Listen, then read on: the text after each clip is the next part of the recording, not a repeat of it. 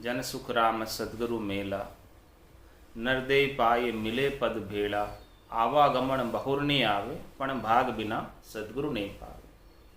भाग बिना कोई नहीं पावे, सद्गुरु हर दीदारा। जन सुख राम सुखी नर थोड़ा, दुखी गणा सिर मारा। गुरु सु मिलियो चाननो ए तो दीपक बाट जगाए।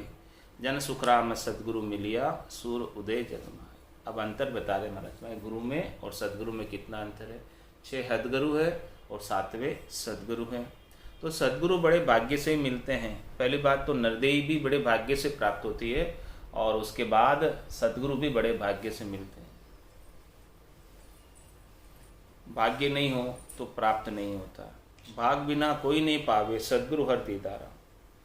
भाग्य होता है तो सद्गुरु का दीदार होता है, और सद्गुरु का दीदार होता है तो हरि का दीदार होता है। बिना सद्गुरु के हरि का दीदार भी नहीं हो पाता, और बिना हरि की कृपा से सद्गुरु नहीं मिलता। दोनों वाइस वर्षा है। हरि की कृपा हो तो सद्गुरु मिले, और सद्गुरु की कृपा हो तो हरि मिले। अब दोनों की कृपा हो तब परम पद मिले, इसके बिना नहीं मिले। बिनु सत संग विवेक न होई, राम कृपा बिनु सुलभ न सोई। तो भाग बिना कोई नहीं पावो, सद्गुरु हर दीदारा। जन सुख राम सुखी नर थोड़ा, दुखी गणा सिर मारा। इस संसार के अंदर सुखी तो बहुत कम है, दुखी बहुत ज़्यादा है, क्योंकि सबको सद्गुरु का ज्ञान प्राप्त नहीं हुआ। जिन्हें सद्गुरु का ज्ञान प्राप्त हुआ है वही सुखी हो सकता है, बाकी तो सब दुखी है। कोई तन दुखी, कोई मन दुखी, कोई धन बिन फिरत उदास। थोड़े थोड़े सभी दुखी, सुखी राम का दास। जो सद्गुरु से ज्ञान लेकर, सद्गुरु से विधि धारण करके, नाम और निज नाम का सतत रूप से घट पर्चों का आनंद घट के भीतर ले रहा है, वही सुखी है, वही आनंदित है। उसको फिर संसार के सुख और दुख से कोई सरोकार नहीं रहता है। संसार के दुख में वो रोता नहीं, और संसार के सुख में वो हंसता नहीं। उसके लिए सुख सुख नहीं और दुख दुख नहीं है। लेकिन महाराज हमारे ऐसा भाग्य होना चाहिए, तभी प्राप्त होता है। गुरु सु मिले चाननो ए तो दीपक बाट जगाए। जन सुखरा में सद्गुरु मिलिया, सूर उदय जगमाए। गुरु से मिलने पर कितना चानना होता है, कितना प्रकाश होता है। जिस प्रकार से दीपक के अंदर माट को प्रज्वलित कर देते हैं, दीपक का प्रकाश कर देते हैं, उतना प्रकाश 6 हदगुरुओं के मिलने तक होता। और जब सद्गुरु 7वें प्राप्त होते तो कितना प्रकाश होता कि इस सृष्टि के अंदर जब सूर्य उदय हो जाता है तो सब जगह प्रकाश। नख चक बीच अखंड धुन लागे, जादिन भय समाधि। जग में रहे जिते सुख ऐसा, अंत काल होए साधि। नख चक के बीच अखंड धुन लग जाती, और पूरे घट के अंदर जैसे सूर्य उदय होता है मंड के अंदर, और सब जगह प्रकाश होता है। इसी प्रकार से सद्गुरु मिलने पर ये पूरे जग में, पूरे शरीर के अंदर एड़ी से लगाकर चोटी तक अखंडित धुन लग जाती। रोम रोम से हुई रही निरंकार झुनकार, सारी रोम रोम रसना ल्यू बन जाती। सहज में सुमरन हो जाता है। रग रग बोले राम जी, रोम रोम निरंकार। सहजा सुमरन होते, सुही सुमरन सार। ये सहज का सुमरन कब बनता है? जब सद्गुरु मिलते हैं। रोम रोम से हुई रही निरंकार झुनकार, निस्वासर 8वीं पहर, राम चरण के सार। उठत बैठत जागता, सूता ही सिमरन होए। राम चरण निरंकार दुनि, बायर लखे न होए। राम रटत सेजा कुलिया, राम चरण सुन माहे। बाड़ी पीवे रहने दिन, सेजा टूटत नाय। कूप गिगन मद उरद मुख, निस्दिन अमी जरंत। राम चरण भज राम को, पीवे बिरला संत। तो गुरु सो मिलियो चाननो है तो दीपक बाट जगाई। जन सुखराम सद्गुरु मिलिया, सूर्य उदय जगमाए। इस प्रकार से जग के अंदर सूर्य उदय होता है तो सब जगह प्रकाश ही प्रकाश, और प्रकाश का वॉल्यूम कितना, बहुत भारी प्रकाश होता है। इसी प्रकार से सद्गुरु से ज्ञान का जब घट के भीतर सूर्य उदय होता तो कितना प्रकाश होता। कोटक भाण व उजियाला, दिल ही में सायब देगा। एक सूर्य का प्रकाश नहीं, करोड़ों सूर्यों का प्रकाश घट के भीतर हो जाता, और फिर दिल में ही साहेब के दीदार दर्शन हो जाते हैं ऐसे प्रकाश में। कनिष्ठ गुरु ओस का पानी, कहे पण प्यास न जावे, जन सुखराम सदगुरु सायर, मिलता प्यास बुझा। महाराज में कनिष्ठ गुरु जो होते हैं वो ओस के पानी के समान। ओस का पानी पानी कहलाता है, लेकिन क्या उससे पी सकते उसे? क्या उससे प्यास जाती है? नहीं जाती। वो तो थोड़ी देर के लिए दिखता है, पानी प्रतीत होता है बस के लिए, और जैसे सूर्य उदय होता है और वो पानी समाप्त हो जाता है। तो कनिष्ठ गुरुओं का जो ज्ञान है वो थोड़ी देर सुख प्रदान कराता है और थोड़ी देर बाद वो गायब हो जाता है, फुर हो जाता है, जैसे ओस का पानी गायब हो जाता है। दिखता है थोड़ा झिलमिल झिलमिल, लेकिन थोड़ी देर बाद यो तो पानी ओस को रे, ऐसो यो संसार, झिलमिल झिलमिल हो ही रहे रे, जाती लगे ना बाहर। यो तो पानी ओस को रे, ऐसो यो संसार, ऐसा ही संसार है और ऐसा ही है जगत बराबर गुरुओं का ज्ञान है। ओस के पानी की तरह जो हद के गुरु हैं, शरीर के गुरु हैं, उनका भी ज्ञान ऐसा ही है, क्योंकि वो जगत बरोबर। हद गुरु जो है जगत बरोबर, और सदगुरु जो है चौथे लोक का ज्ञान रहता है। यो तो पानी ओस को रे, ऐसो यो संसार, झिलमिल झिलमिल हो ही रही हो रे, जाता लगे ना। झिलमिल झिलमिल तो दिखता है, सुंदर दिखता है, अच्छा दिखता है, लेकिन उसे जाते हुए समय नहीं लगता है, सूर्य उदय होते ही चला जाता है। इसी प्रकार से हमारे सदगुरु के ज्ञान का जब सूर्य उदय होता है तो कनिष्ठ गुरुओं का ज्ञान भी लोप हो जाता है, क्योंकि सूर्य के सामने दीपक का क्या वजूद। दीपक का प्रकाश जो है जब तक सूर्य नहीं होता तब तक दिखता है, और जब सूर्य उदय जाए, सूर्य के सामने कोई दीपक जो है तो उसका प्रकाश कहाँ काम आएगा। तो कनिष्ठ गुरु ओस का पानी, कहे पण प्यास न जावे, जन सुखराम सदगुरु सायर, मिलता प्यास बुझा। सदगुरु किसके समान है? सागर के समान, अथाह अनंत गंभीर है। इस सागर से वर्षा ऋतु के अंदर सैकड़ों टन पानी निकल जाता है और वो धरती पर आकर बरसता है। तो भी सागर खाली नहीं होता, सागर का 1 इंच भी खाली नहीं होता, सैकड़ों टन पानी निकल कर आता है। और फिर जब ये सारा पानी वर्षा ऋतु के बाद नदियों से सागर में जाकर मिलता, फिर भी सागर उबकता नहीं कभी। इस प्रकार से महाराज हमारे सदगुरु है, सदगुरु का ज्ञान है, अथाह है, अनंत है, धीर है, गंभीर है, उनको कुछ फर्क नहीं पड़ता। कनिष्ठ गुरु ओस का पानी तुरंत समाप्त हो जाता है, लेकिन सागर का जल को कुछ असर नहीं होता। कितना ही उनसे ज्ञान ले लो, उनका थोड़ा सा भी कम नहीं पड़ता और बढ़ता ही जाता है।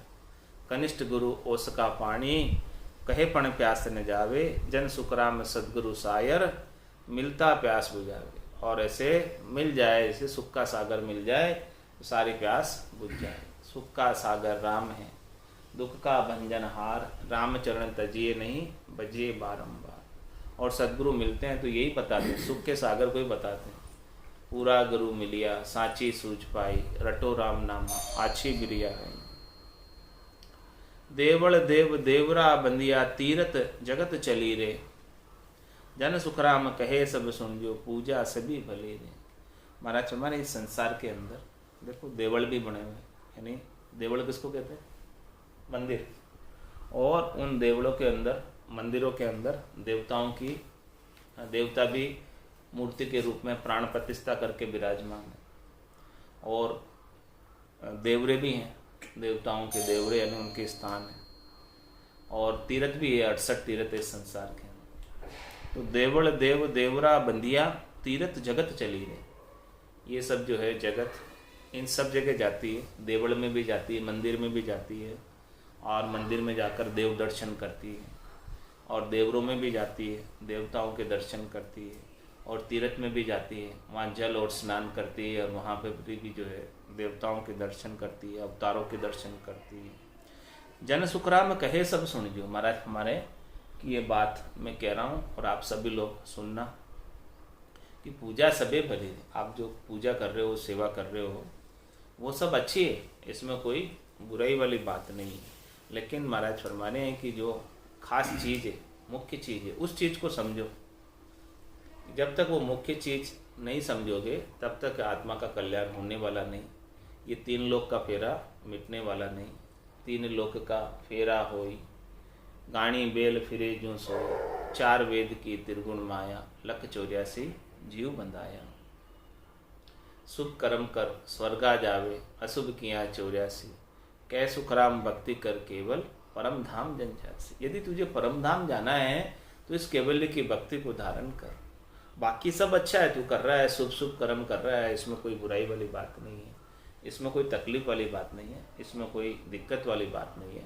लेकिन जब तक तू ये नहीं समझेगा कि केवल की भक्ति के बिना मोक्ष होने वाला नहीं, ऐसी बात तेरे समझ में नहीं आएगी, तब तक तू इनके साथ ही लगा रहेगा और इनके साथ लगकर 3 लोकों के अंदर फिरता रहेगा। पूजा राम किशन वा कीनी, सो अवतार कहाया। तू देख, राम जी ने और किशन भगवान ने किसकी पूजा की?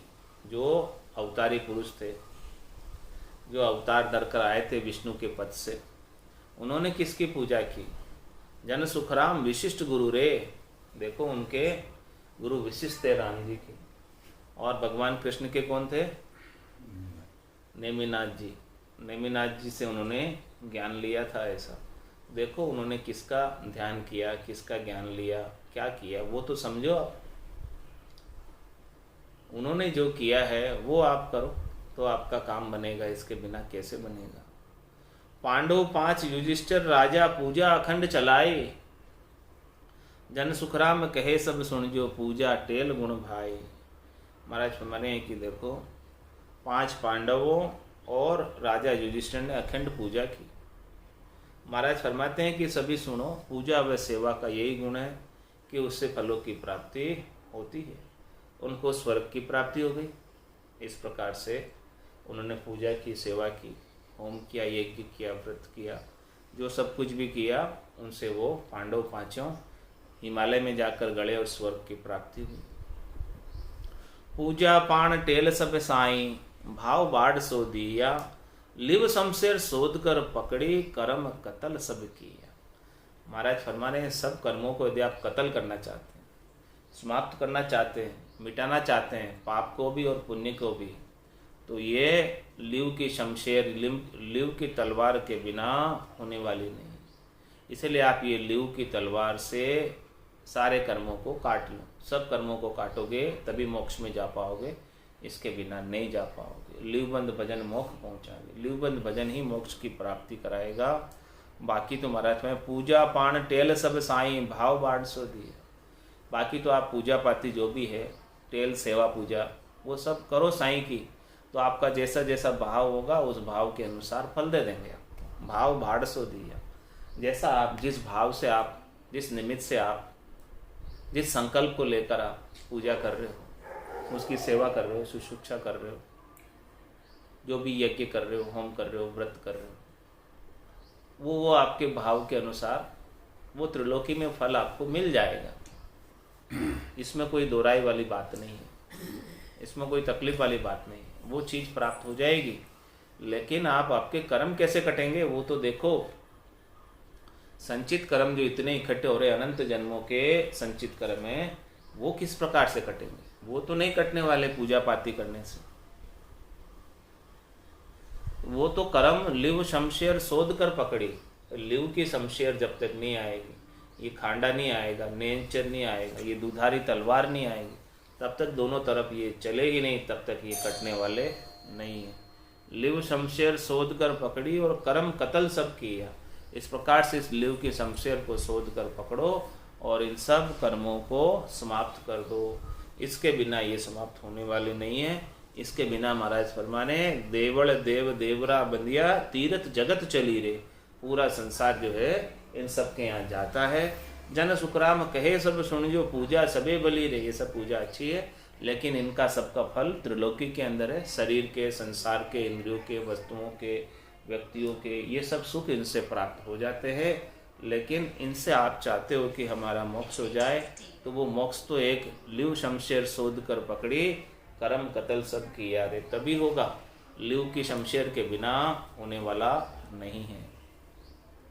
हाथ पांव मुख नैण नासिका श्रवण संग कमावे, जन सुखराम उपजे तासंग उल्टा फेर गमावे। महाराज मन की जो आपकी 5 ज्ञानेंद्रियां हैं, 5 कर्मेंद्रियां हैं, इनके साथ आप कर्म कमाते भी हैं और इनसे गमाते भी हैं। दोनों चीजें इनसे होती हैं। इनका आप जो है सद्गुरु विधि से उपयोग करो इन सब का, तो कर्म कट जाएंगे। और इसका शरीर संसार के अंदर उपयोग करो शब्द रूप रस गंध स्पर्श का सुख लेने के लिए, तो कर्म बंध जाएंगे। तो इनसे आप कर्म बांध भी सकते हो और इससे आप कर्म काट भी सकते हो। ये दोनों चीज़ें आपके हाथ की बात है। तो अब क्या करना है इनका, इन 5 ज्ञानेंद्रियों का, 5 कर्मेंद्रियों का कैसा उपयोग करना है महाराज फरमा रहे। यदि आपने सदुपयोग कर लिया तो कर्म कट जाएंगे और दुरुपयोग कर लिया तो कर्म बंध जाएंगे। ये दोनों का ज्ञान आपका विवेक दे रहे हैं महाराज कि इन 5 ज्ञानेंद्रियों को, 5 कर्मेंद्रियों को किस प्रकार से उपयोग करना है। तो मैं चरण पांव सादा दिस धारे करसु टेल करीज, जन सुखराम ज्ञान सुन श्रवण पूजा शीश दरीज। क्या करना, चरणों को क्या करना, चरणासु चल जाइए तन सेती प्रणाम, करासु दत्तव्य कीजिए मुखसु उचरो राम। मुखसु उचरो राम मिनक जन्म लाभो यो लीजिए। लाभ ऐसे ले लो कि चरण पांव सादा दिस धारे, इन चरणों से चलकर सत्संग में चले जाओ। ये चरण आपको दिए परमात्मा ने, किस लिए दिए कि साधके केवली भगवंतों के भक्ति करने वाले जनों के संग करने के लिए, संगत करने के लिए, उनकी संगत में जाने के लिए, उनके संग में जाकर बैठो और उनका ज्ञान श्रवण करो कानों के द्वारा। कान किस लिए दिए कि ताकि ऐसे केवली भगवंतों के सत्संग का ज्ञान आप कानों के द्वारा श्रवण करो, ऐसा ज्ञान आप कानों के द्वारा श्रवण करो।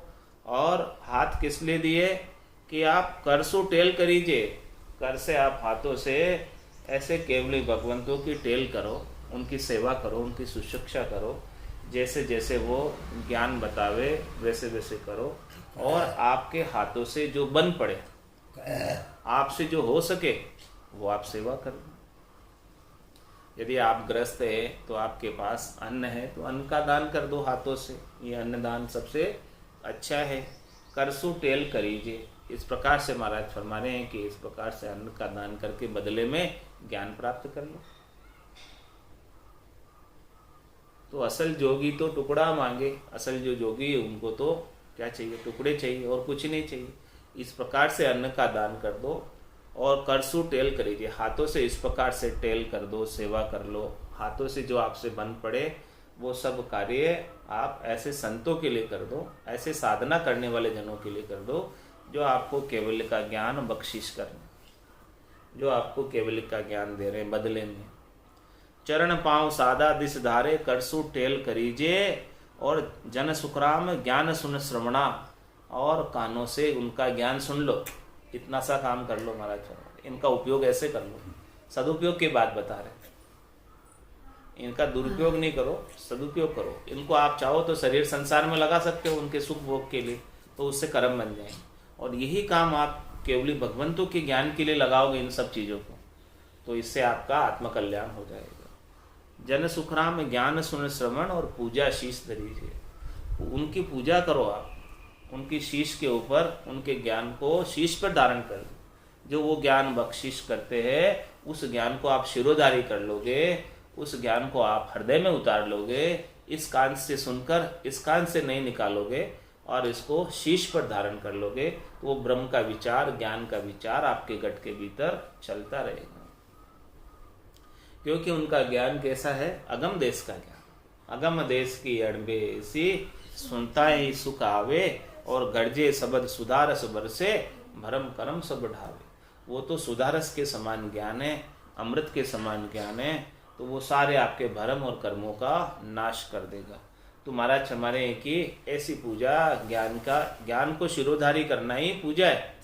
ऐसा ज्ञान जो है आप सिर के ऊपर धारण कर लो। अपना सिर में जितना भी पूर्वाग्रह है, जितना भी गर्व है, गुमान है, अपने ज्ञान का अहंकार है, वो सब ज्ञान का चातुर्य है, बुद्धि का चातुर्य है, उन सब को उतार कर ऐसा ज्ञान शिरोधारी कर लो। पूजा शीश धरीजिए, ऐसे केवली भगवंतों के ज्ञान की पूजा को आप शिरोधारी कर लो। यही पूजा श्रेष्ठ है, इसके बिना और कोई पूजा श्रेष्ठ नहीं है। यही आरती, यही पूजा, राम बिना दर से नहीं दूजा।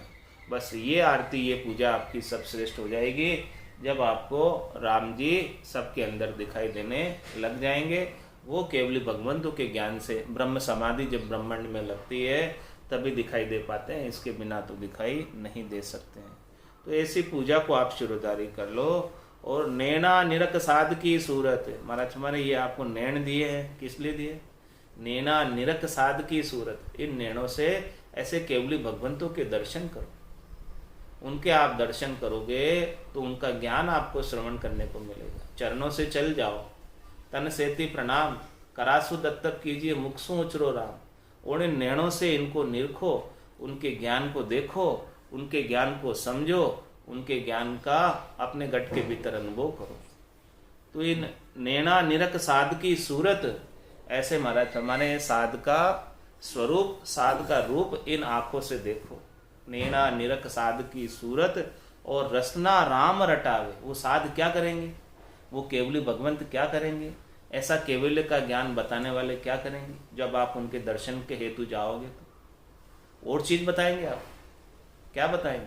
पूरा गुरु मिलिया सांची सूझ पाए, रटो राम नामा अच्छी बढ़िया आई। जो पूरे गुरु होते उनके दर्शनार्थ आप जाओगे तो एक ही बात बताएंगे कि भाई राम राम का सुमरण करो, और कोई दूसरी चीज नहीं बताएंगे। वो आपको उनके दर्शन हेतु जाओगे तो रसना राम रटावे, वो आपको इस रचना से राम नाम का सुमरण की विधि बता देंगे, भेद बता देंगे, तरीका बता देंगे। उस भेद से, विधि से, तरीके से आप राम नाम का सुमरण करोगे तो आपके गट के भीतर निज नाम जागृत हो जाएगा। और निज नाम जागृत होते ही आपको गट के भीतर आनंद की अनुभूति होने लगेगी। जन सुखराम यही मिल किया यही कर्म कटावे। इन इंद्रियों का, ज्ञानेंद्रियों का, कर्मेंद्रियों का आप इस प्रकार से सदुपयोग करोगे तो आपके कर्म कट जाएंगे। और इन ज्ञानेंद्रियों का और कर्मेंद्रियों का आप दुरुपयोग करोगे शरीर संसार के सुखों के लिए, तो ये आपके कर्म बंधा देंगे। तो ये दोनों चीज आपके हाथ की बात है। ऐसी सूझ मिले सब सारी, सो नर भक्ति कमावे। ऐसी किसी को समझ मिल जाए ज्ञानेंद्रियों और कर्मेंद्रियों का सदुपयोग करने की, तो महाराज फरमाने की वो नर भक्ति कमा सकता है और परम पद को प्राप्त हो सकता है इसी जीवन के अंदर। कै सुखराम हाथ कर ऊपर रसना राम ध्यावे। वो तो अपने हाथ ऊपर करके और रचना से राम जी के नाम का सुमरण करता है। हाथ संसार से निकाल लेता है। हाथ ऊपर करने का क्या मतलब? हाथ उसके संसार के अंदर फंसे हुए। किस में फंसे हुए हैं? वो कुलड़ी में, लोभ में, चने भर रखे हैं खाने पीने के सब सुखों में, तो वो हाथ उसमें फंसे हुए हैं। तो उन सब हाथों को उसमें से निकाल कर हाथ कर ऊपर, हाथ ऊपर करके, हाथ जोड़ के और रचना से राम नाम के सुमरण में लग ही जाता है। कह सुखराम हाथ कर ऊपर और रसना राम ध्यावे। वो रचना से राम राम का ध्यान करने के अंदर लग जाता है। प्रवृत्ति पसारे से अलग होकर निवृत्ति निबेड़े में आ जाता है और आनंद को प्राप्त हो जाता है।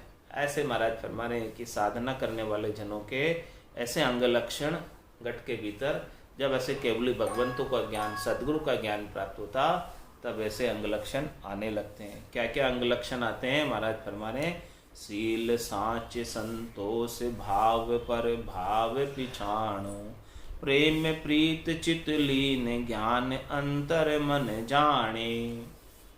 महाराज में शील, सांच, संतोष का भाव प्रभाव, वो दोनों उनके अंदर चलता रहता है। ऐसा साधना करने वाले जनों के अंदर महाराज इसकी पहचान करो कि सील का, सांच का, संतोष का भाव उनके गट के भीतर है, तो उनका प्रभाव आपको देखने को मिलेगा। भाव प्रभाव पिछाणो, साधना करने वाले जनों में कि उनके गट के भीतर क्या भाव है, शील का भाव है कि नहीं है, सांच का भाव है कि नहीं है, संतोष का भाव है कि नहीं है।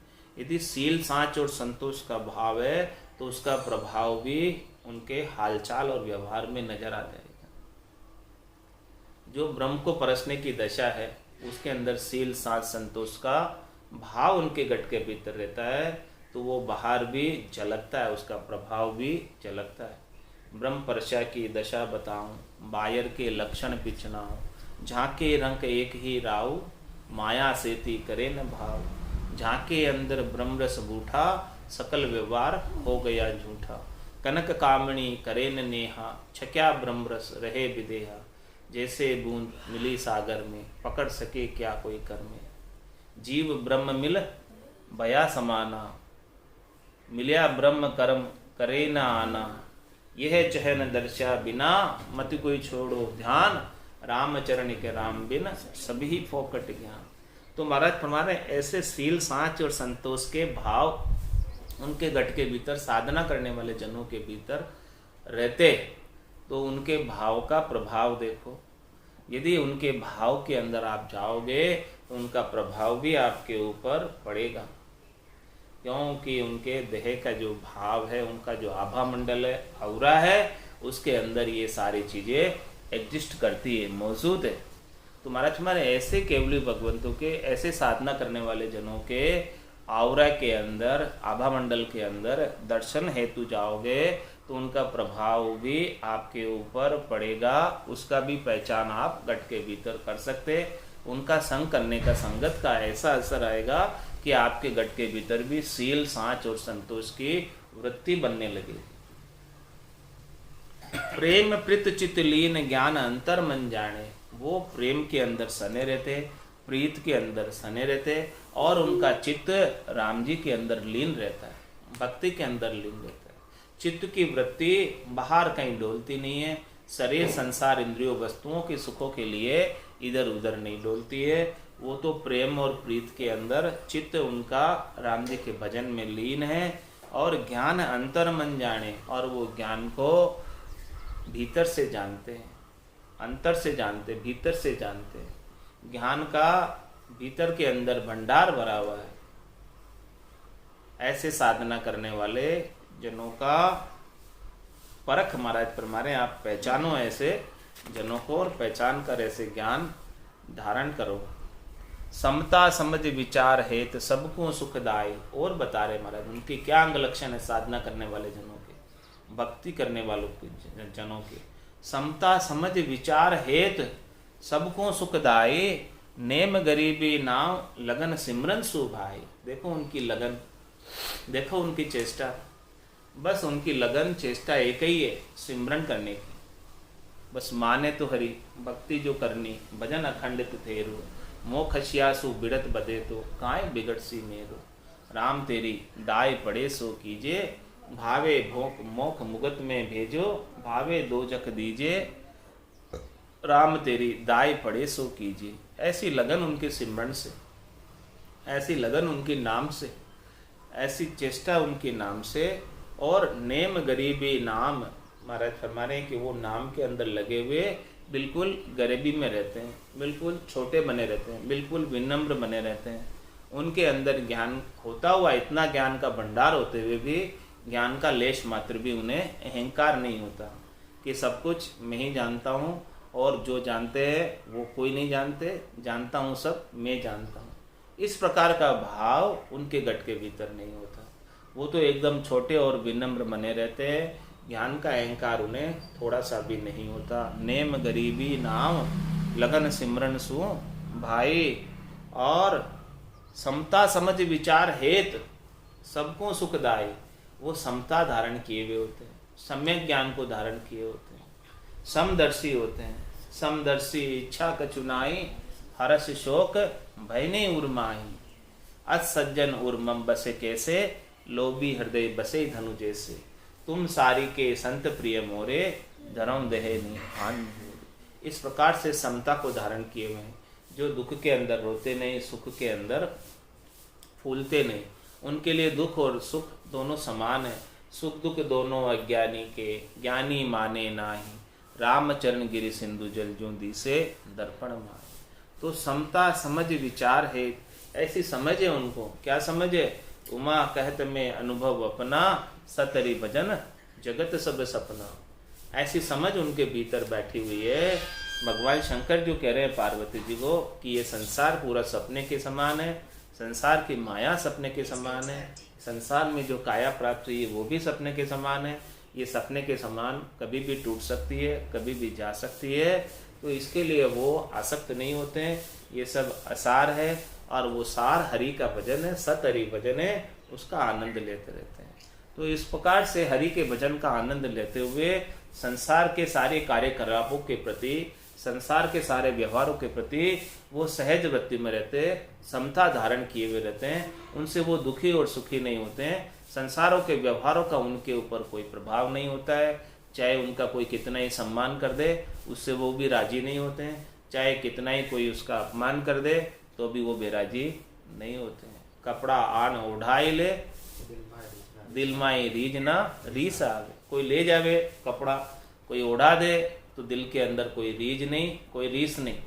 इस प्रकार से समता को धारण किया। समता समझ विचार हेत सबको सुखदाई। ऐसे संत, ऐसे केवली भगवंत, ऐसे भक्ति करने वाले जन सबको आनंद प्रदान करने वाले, सबके लिए, उनके लिए कोई दुश्मन नहीं है, कोई दोस्त नहीं है, सबको समान भाव से आनंद प्रदान करते हैं। कबीरा खड़ा बाजार में, मांगे सबकी खैर, ना काहू से दोस्ती ना काहू से बैर। समता समझ विचार हेत सबको सुखदाई। इस प्रकार से वो सबका भला ही सोचते हैं, किसी का बुरा तो सोचते ही नहीं। और जीवों के भले के लिए, जीवों के कल्याण के लिए ही इस धराधाम पर शरीर धरकर अवतरित हुए। रामा नाम नूर वरा मुख पर सोवे, तेज पुंज प्रकाशा हंसा काज लिया उतारा, ब्रह्म देश का वासी। ऐसे संत, ऐसे केवली भगवंत तो ब्रह्म देश के वासी हैं और अपने जैसे हंसों के कार्यों के लिए ही इस धराधाम पर नित्य अवतार धारण करके अवतरित होते हैं।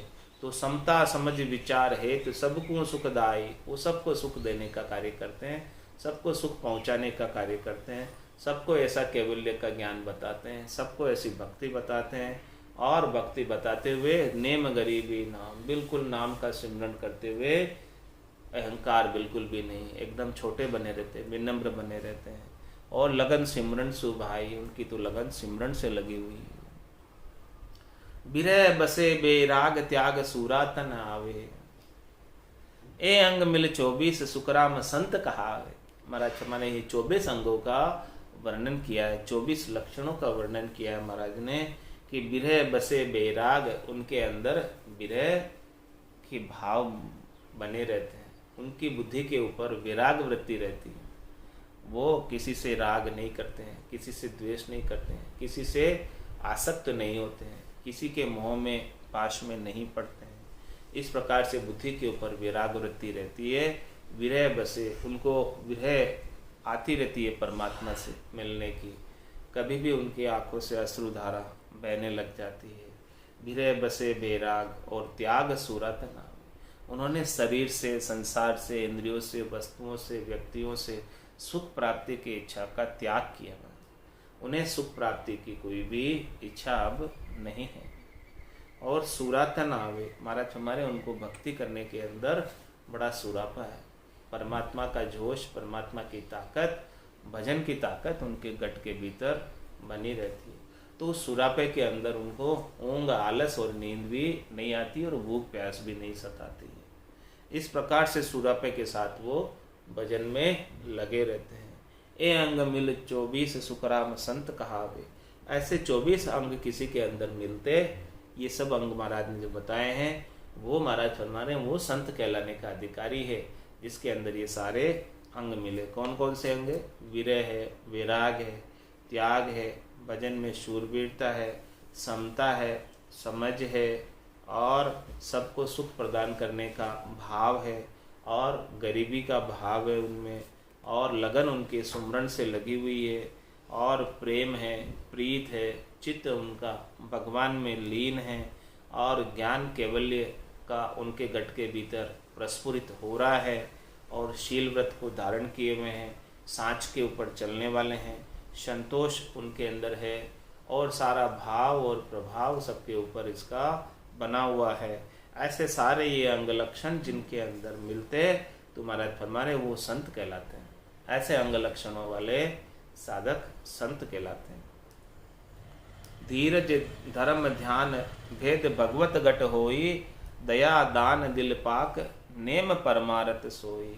और महाराज फरमाने के उनके अंग लक्षणों का जो और वर्णन करके बता रहे हैं कि धीरज धर्म ध्यान भेद भगवत गट होई, वो बड़ी धैर्यता के साथ और धर्म का कार्य करते हैं। धर्म का कार्य क्या? इस आत्मा का कल्याण करना, यही सबसे बड़ा धर्म है। ये आत्मा परमात्मा में मिल जाए, इससे श्रेष्ठ और कोई धर्म है नहीं।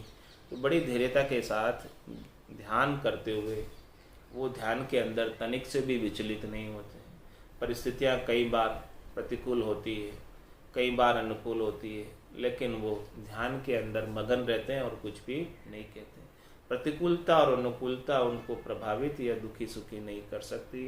धीरज धर्म ध्यान भेद भगवत गट होई, उनको परमात्मा का भेद प्राप्त हो गया और परमात्मा का आनंद उनको गट के भीतर ही प्राप्त हो रहा है। और ऐसे आनंद का कोई उनके लिए समय नहीं है। ऐसो समियो सदाई हमारे, 8 पोर क्या सांझ सवेरे। तो बड़े आनंद को 8 पोर सांझ सवेरे वो नहीं, पूरे 24 घंटे प्राप्त करते रहते। धीरज धर्म ध्यान भेद भगवत गट होई, और दया दान दिल पाक नेम परमारथ सोई। महाराज माने कि उनके गट के भीतर प्राणी मात्र के ऊपर, जीवों के ऊपर दया का भाव बना रहता है। ये जीव यहाँ पर 84 लाख जीवा जून में जम की त्रास भोग रहे हैं, तो वो चाहते हैं कि बड़ो सोच मुझ माए, किम तारू जग सेंग सोच मोटो मुझ माए। ऐसा उनको सोच रहता है कि ये सारे जग, सारे संसार वालों को मैं किस प्रकार से तारूं। इनके जीवों के प्रति दया का भाव है। जो आनंद मुझे प्राप्त हुआ है, ऐसा आनंद सभी जीवों को प्राप्त हो, और ये जीव जो है जम की ज्वाला से, जम के जेल से बाहर हो जाए। ऐसा दया का भाव जीवों के प्रति रहता है। दया दान दिल पाक, और वो नाम का दान करते रहते हैं, निज नाम का दान करते रहते हैं। जो कोई भी मुमुक्ष जन प्राप्त होता है, हंसवती आत्मा प्राप्त होती है, तो उनको सबको जो है ऐसा नाम दान दे देते हैं। और दिल पाक, उनका दिल जो है हमेशा पाक रहता है, उनका दिल हमेशा स्वच्छ रहता है, उनका दिल हमेशा निर्मल रहता है। उनके दिल के अंदर किसी के प्रति कोई द्वेष नहीं, किसी के प्रति कोई विकार नहीं। उनकी दृष्टि में दोष तो होता ही नहीं है, दोष तो उनको दिखते ही नहीं है। उनकी तो गुण दृष्टि होती है, दोष दृष्टि होती ही नहीं है। तो कोई भी पापी से पापी भी आ जाए, अदम से अदम भी आ जाए, नीच से नीच भी आ जाए, तो उनके दोषों की तरफ उनकी दृष्टि है नहीं, इसीलिए वो उन्हें ऐसा नाम का दान कर देते हैं। दया दान दिल पाक और नेम परमार्थ सोई। इस प्रकार से महाराज फरमा रहे वो हमेशा परमार्थ का कार्य करते रहते, नियमित रूप से। नेम मतलब नियमित रूप से। कभी कोई ऐसा दिन खाली नहीं जाता जब ऐसा परमार्थ का कार्य नहीं कर रहे। नियमित रूप से उनका परमार्थ चलता रहता। ऐसे जीवों को कल्याण का मार्ग प्रशस्त करते रहते, जीवों को ऐसा ज्ञान बख्शिश करते रहते, और स्वयं भी जो है ऐसे परमात्मा के नाम का आनंद प्राप्त करते रहते। एक पलक के लिए परमात्मा के आनंद से वो दूर नहीं होते। और शीतल सहज स्वभाव बात मीठी मुख वाणी। उनका स्वभाव कैसा होता है? उनके स्वभाव के अंदर शीतलता बसी होती है, और जो कोई जीव उनके संपर्क में आता है वो भी शीतल हो जाता है। और उनकी मुख की वाणी भी बड़ी मीठी होती है, क्योंकि वो वाणी अगम देश की वाणी है, कल्याणकारक वाणी है, और सुधा रस को बरसाती हुई वाणी, अमृत वर्षा करने वाली वाणी है। अगम देश की अणबे ऐसी, सुनता ही सुख आवे, गर्जे शब्द सुधा रस बरसे, भरम करम सब ढावे।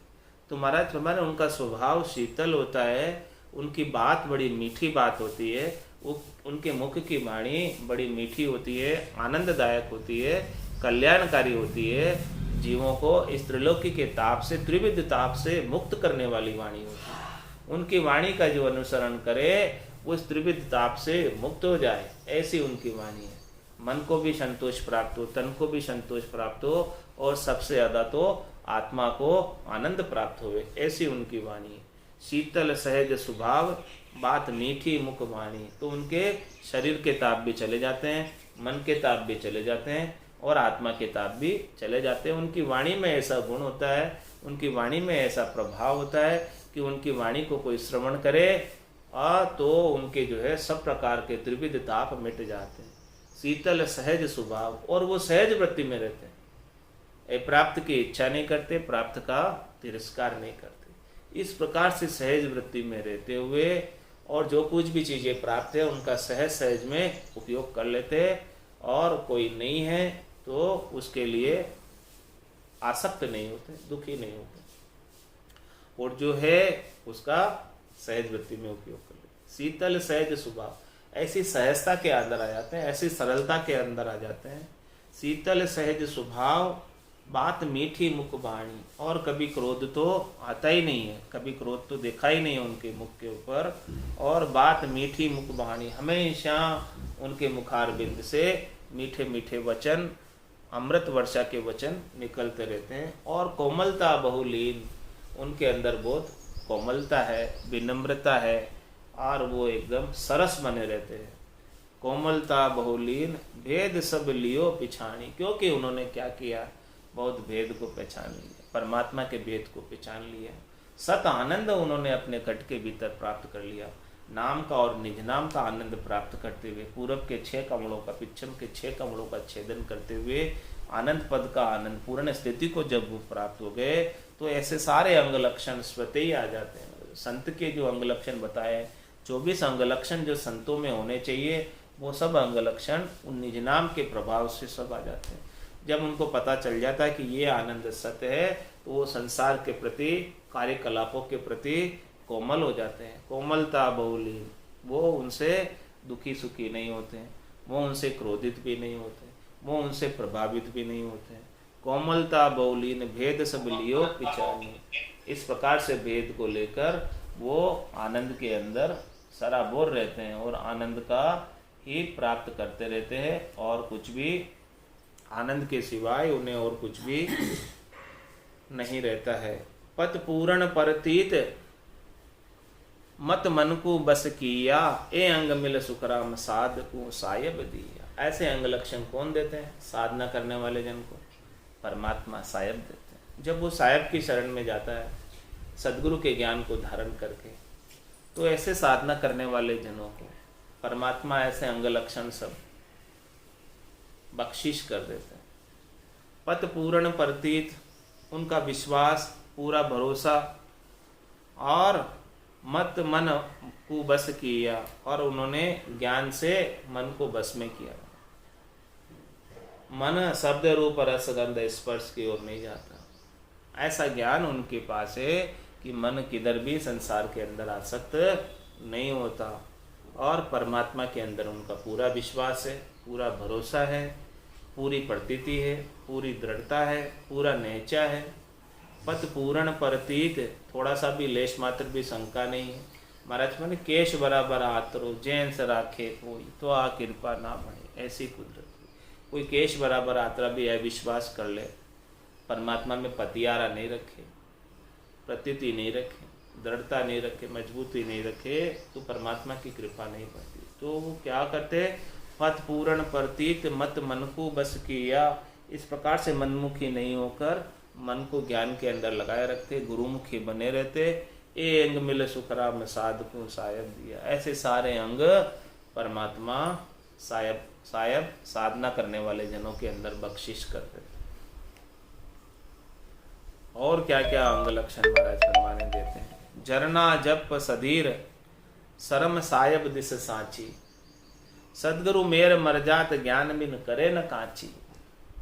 महाराज फरमाने उनके अंदर झरना है, और झरना यानी संतोष, और जप सधीर बड़ी धैर्यता के साथ निरंतर भजन में लगे, निरंतर राम नाम का सुमरन कर रहे हैं धैर्यता के साथ, बिना विचलित हुए, अनुकूलता प्रतिकूलता से प्रभावित हुए बिना, वो संतोष के साथ धैर्यता के साथ नाम सुमरन में लगे रहते हैं। झरना जप सधीर और शरम सायब दिस काची, उनकी जो सांची शरम सायब दिस सांची, वो परमात्मा की तरफ शर्म रखते, परमात्मा की शर्म करते हैं कि भाई हे परमात्मा, मुझे आपको प्राप्त होना है, और मेरे से इस से कोई खोटा कार्य नहीं हो जावे। ऐसे वो परमात्मा से हमेशा डरते रहते। उनको पता है कि परमात्मा सब कुछ देख रहे हैं, परमात्मा अंतर्यामी है, घट घट के अंदर निवास करने वाले हैं। तो और कोई देखे नहीं देखे और किसी की शर्म करे नहीं करे, वो परमात्मा की शर्म रखते हुए कोई भी खोटा कार्य नहीं करते। शर्म सायब दिस साची, इस प्रकार से परमात्मा की तरफ उनकी शर्म रहती है। परमात्मा से हमेशा डरते रहते हैं, कोई बुरा कार्य उनसे नहीं बन जाए, उसके लिए वो शर्म रखते हैं। शर्म सायब दिस साची, और सदगुरु मेर मर्जाद, और उनके सदगुरु के ज्ञान की मेर है, सदगुरु के ज्ञान की बाढ़ है, सदगुरु के ज्ञान की डोली है, सदगुरु के ज्ञान की मर्यादा है, उस ज्ञान का वो उल्लंघन नहीं करते। सदगुरु मेर मर्जाद, और ज्ञान भी न करे न काची, जैसा जैसा ज्ञान में बताया वैसा ही करेंगे। जो चीज़ ज्ञान में नहीं बता रखी है वो कच्ची चीज़ का अनुसरण बिल्कुल भी नहीं करेंगे। सदगुरु जो ज्ञान बख्शिश करते उस ज्ञान के अनुसार ही सारा साधन, सारी साधना, सारा भक्ति करते, और सदगुरु के ज्ञान को छोड़कर अन्य कोई उपाय नहीं करते। ज्ञान बिन करे न काची, ऐसा कोई उपाय नहीं करते जिससे शरीर, संसार, इंद्रियों, वस्तुओं की सुखों की प्राप्ति हो। सदगुरु तो केवल एक आनंद पद प्राप्ति का ज्ञान बख्शिश करते, तो आनंद पद का ही उपाय करते। कह सुखराम दान देवो साईं, परम पद बिना लेशु में नाई। अत अंतर मन साच, चित चेतन शुद्ध होई, मन पौना संग साज, दाग दुबध्या नहीं कोई। और कैसी स्थिति रहती है? अत अंतर मन साच, भीतर में उनके साँच बसा रहता। अत अंतर, अंतर यानी भीतर में, हृदय के अंदर, मन के अंदर पूरे सांस से भरे हुए होते हैं। भीतर के अंदर उनका सांच है, कपट उनके अंदर बिल्कुल भी नहीं है। वाणी और उनका व्यवहार, रहनी, लिव सब एक है। चर्चा, लिव और रहनी सब एक है उनकी। अत अंतर मन सांच, चित्त चेतन शुद्ध होई, उनका जो चित्त है, चित्त की वृत्ति भी शुद्ध है, और उनका जो चेतन है, आत्म चेतन, उसके अंदर भी शुद्धता है, उसके अंदर भी कोई विकार नहीं है। उसने भी माया का कोई चाहना, वासना, इच्छा, आशा, तृष्णा कोई नहीं रखी हुई है, सब शुद्ध हो गए। और मन पौना संग साज, उन्होंने मन को पावनों के अंदर लगा दिया, श्वासों के अंदर लगा दिया। तो जब मन श्वासों के अंदर लग गया तो उसको आरंभ मिल गया, काम मिल गया, तो मन भी स्थिर हो गया। जब तक मन को श्वासों में नहीं लगाओगे, पावनों के साथ नहीं लगाओगे, तब तक मन ठाला रहेगा और खाली दिमाग शैतान का घर। ये मन शैतानी करता रहेगा। शब्द, रूप, रस, गंध, स्पर्श की अनेक प्रकार की क्रियाओं को पाने का उपाय करेगा।